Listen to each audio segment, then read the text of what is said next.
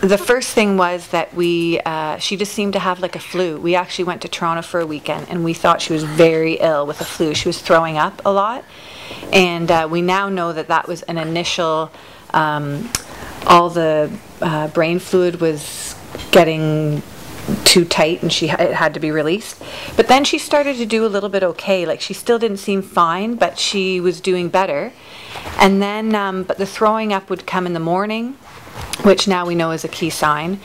And she was starting to walk a little bit funny, would feel better laying down. We did take her to the doctor a few times, and they said that it was probably the flu, which they would. She had a pain in the back of her neck too, and she'd fallen on the ice a couple weeks before, and we just thought that with falling on the ice and the pain in her neck, that it was some sort of whiplash type thing. So we were sort of rationalizing some things that it could be. And then when no one else in the house was getting sick, we thought, you know, a pretty bad flu like this, no one else is getting sick. It just didn't seem right. So I decided to take her to the Emerge. It had been going on for about 2.5 weeks at that point. So we went to Emerge, and a doctor wanted to do an x-ray. So they did an x-ray right there. And then he decided to have an MRI. Now, we had to wait 10 days for the MRI, but they said if she did it non-sedated, they would get her in more quickly.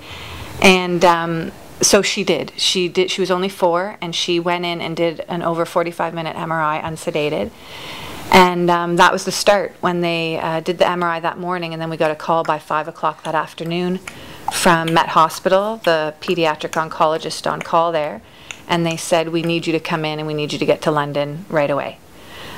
So we went, didn't we? We said we were going to, they figured out what was wrong with your head, and we went to the hospital, and she was pretty tired by that point. She'd been sick long enough.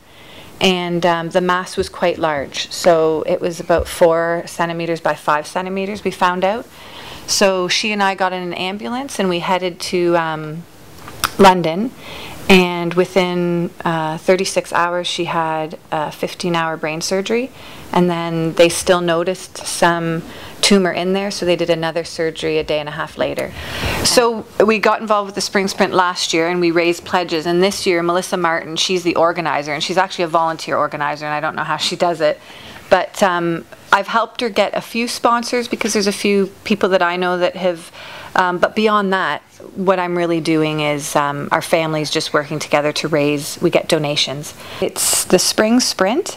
The event's being held at the Riverside Sportsman's Club on Riverside Drive.